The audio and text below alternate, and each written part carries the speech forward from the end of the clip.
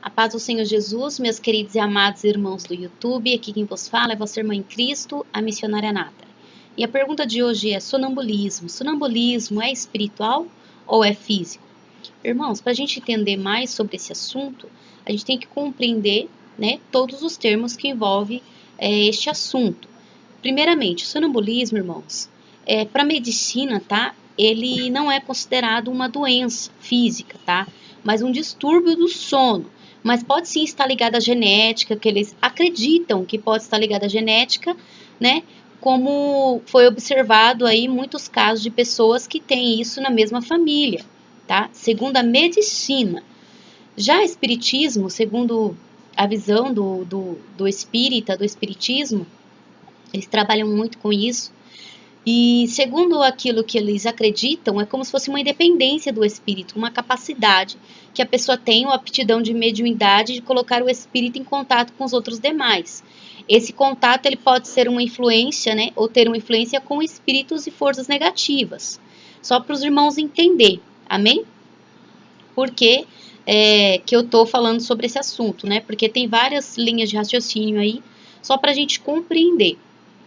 Mas como nós seguimos o raciocínio da Bíblia Sagrada, né? A gente vai pelo que está na Bíblia, não pelo que o médico diz, não pelo que os espíritas acreditam, né? Nós acreditamos naquilo que está na Bíblia Sagrada. Segundo a Bíblia Sagrada, no livro de Provérbios 3:24 diz assim: quando te deitares, não temerás, ao contrário, o teu sono será suave ao te deitares. Então, em Provérbios, já está nos declarando que quando nós nos deitamos para dormir, o nosso sono tem que ser suave. Uma vez que o nosso sono está sendo perturbador, tem algo estranho ocorrendo. E creiamos nós, né, que andamos segundo o Espírito e não segundo a carne, que tem algum distúrbio espiritual. Amém? Então, segundo a medicina, isso não é considerado uma doença, tá? É um distúrbio de sono, eles acreditam que é um distúrbio do sono e que pode estar relacionado à genética, pelo fato de muitas pessoas da mesma família ter esse mesmo problema. Nós vemos aí, para nós que somos espirituais, irmãos, nós compreendemos que quando uma doença se manifesta aí em muitas pessoas da mesma família, nós compreendemos que existe uma maldição hereditária, né? E eu quero trazer para vocês não só essa linha de raciocínio, tá?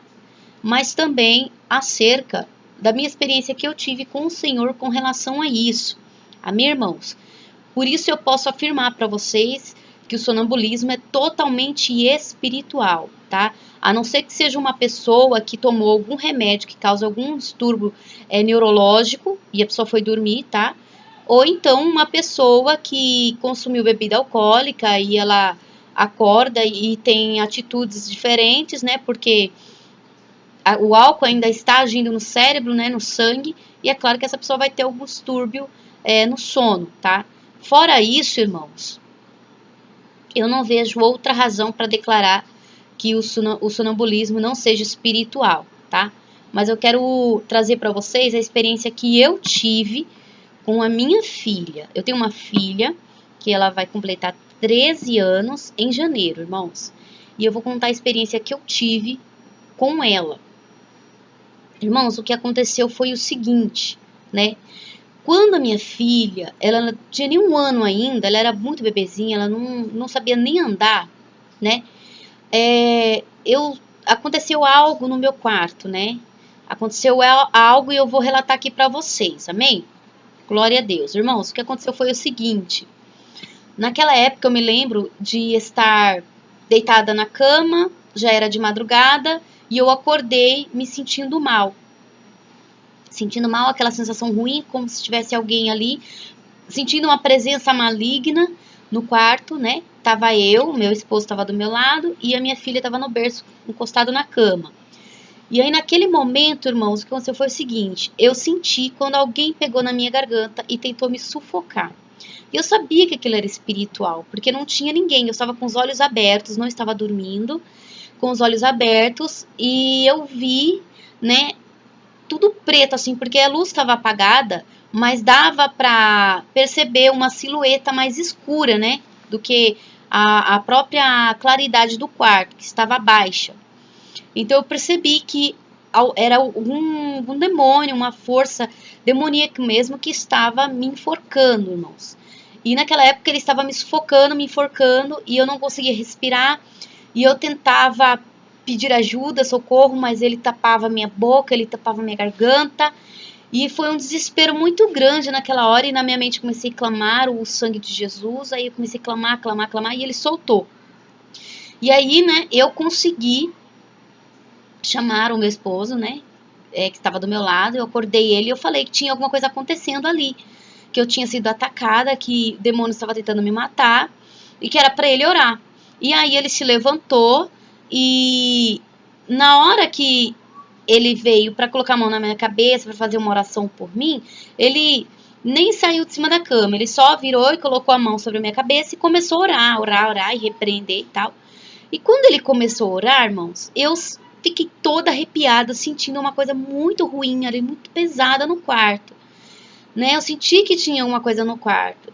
E aí, quando ele terminou de orar, a gente ouviu gritos da minha filha, né? E os gritos dela, irmãos, tava longe, né? Ela não tava ali no berço. Eu não sei como ela saiu do berço, né? Então, eu só sei que ela começou a gritar e chorar, chorar com um choro de desespero mesmo. E naquele momento, né, a gente chegou lá para pegar ela, a gente acendeu as luzes, ela estava lá. Irmãos, minha filha não sabia andar, não sabia descer do berço. Ela não sabia. Ela foi arrastada mesmo dormindo. Ela foi arrastada do berço, ela foi tirada do berço por alguma força diabólica mesmo e ela foi levada, né, para outro cômodo da casa. Estava bem longe, não estava mais no quarto, ela estava no corredor já indo já para a cozinha.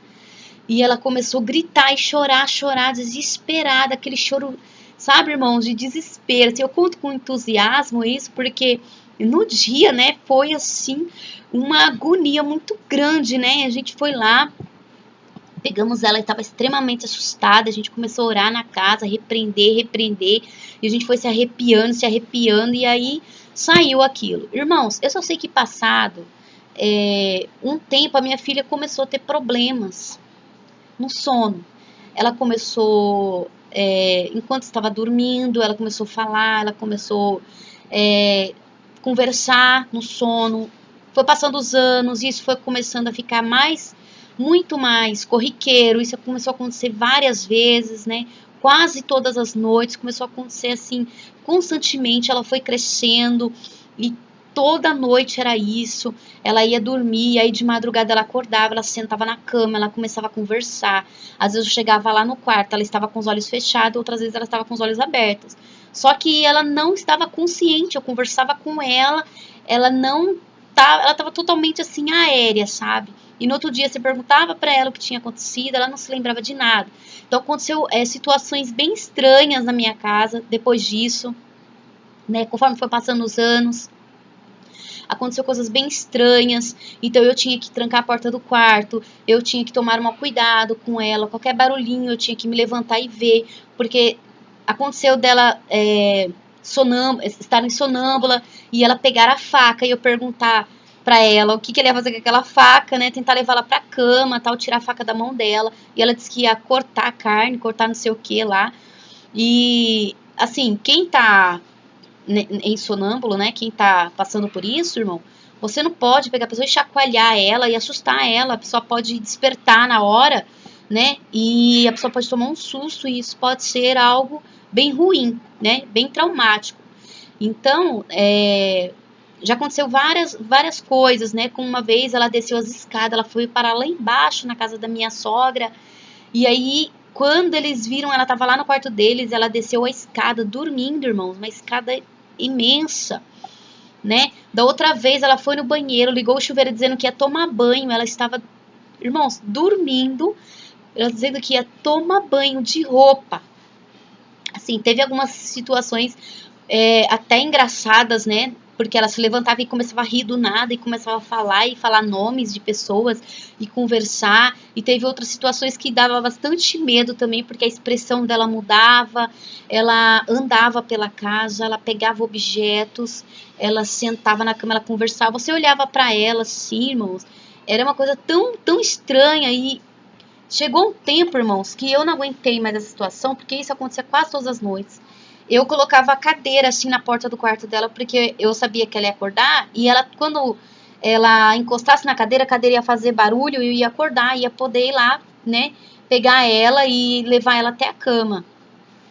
Irmãos, e como, né, eu levei ela no médico, e o médico falou, tem que levar no psicólogo, isso é um problema de médico, tem que levar no psicólogo, tem que levar no psiquiatra, tem que tratar isso é um problema, não sei o que, falou tanta coisa, encheu minha cabeça na época, né?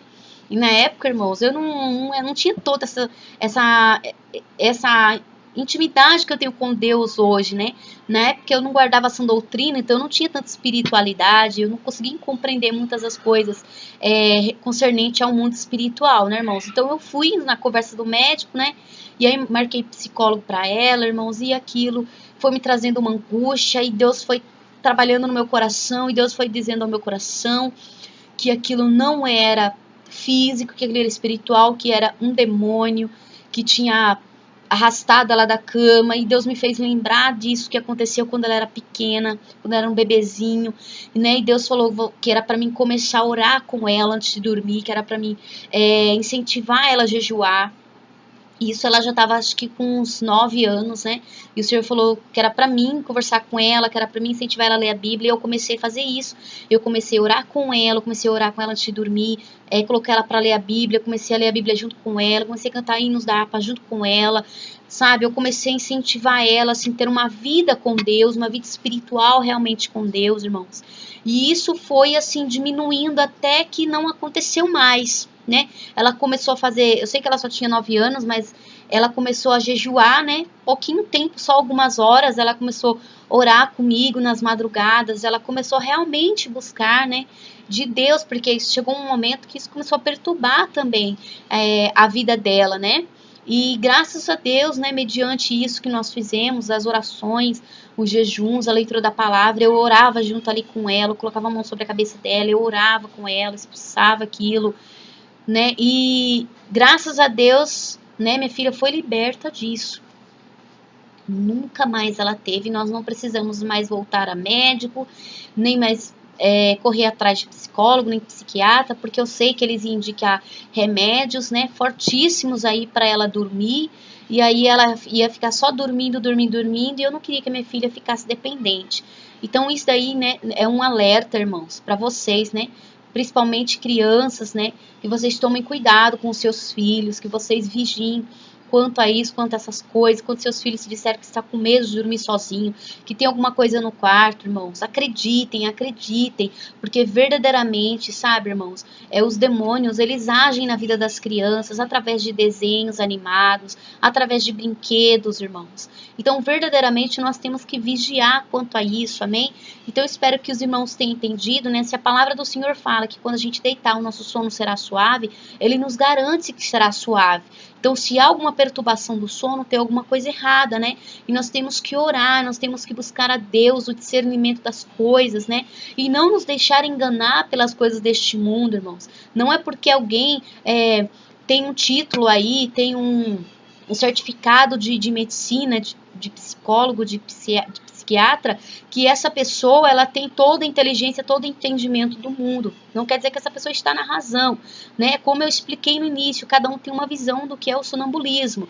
E eu acredito fielmente que é espiritual, irmãos, pelo que aconteceu comigo, pela experiência que eu tive com a minha filha, amém? Então espero que este vídeo tenha servido de edificação espiritual para vocês, que Deus vos abençoe e vos guarde.